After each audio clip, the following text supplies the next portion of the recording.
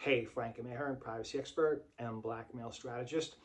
I'm going to talk about blackmail and sextortion and how it turns into, or escalates to an aggressive stalking situation. Now, there's two types. There's online, where you never meet the person, but you connect with them on Facebook or Tinder or Grindr, and it's totally digital. And what happens is, the blackmail occurs, but the problem is it turns into this aggressive, angry, scaring you, wanting to destroy you, kind of locating everything about you, your spouse, your family, and just proving what they can do to destroy your life. It's beyond the normal acts of blackmail. And if it's happening to you, trust me, you'll know it. There's in-person blackmail where you connect with an individual, say, from Ashley Madison, you meet up with them, you become a sugar daddy, you have an arrangement, you're paying them X amount, and then you decide you're going to end it. And they're pissed off and they want more. Sometimes it goes beyond the demand of money.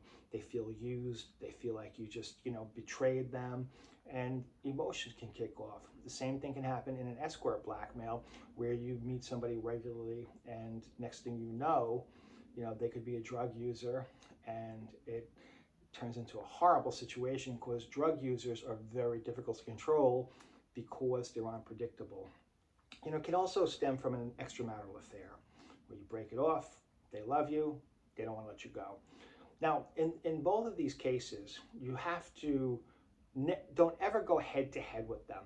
Don't ever, just ram or think you're the aggressor and you'll tell them how it is, or you'll threaten to go to the police and you'll do all of these things, because that is a huge mistake, because they might just call you on it and start sending, your compromising material out to everybody everybody.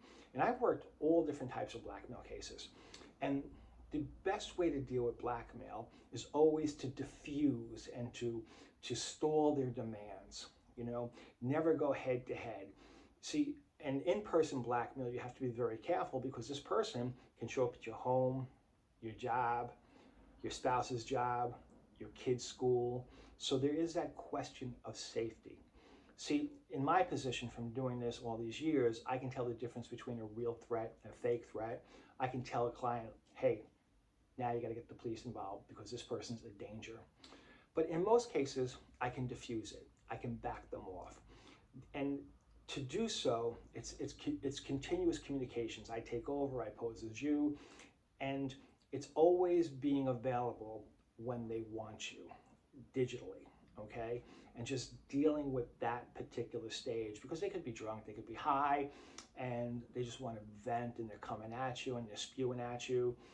And so what happens is that communications contains everything. It just keeps it in that space, and it just keeps them from acting on the threats.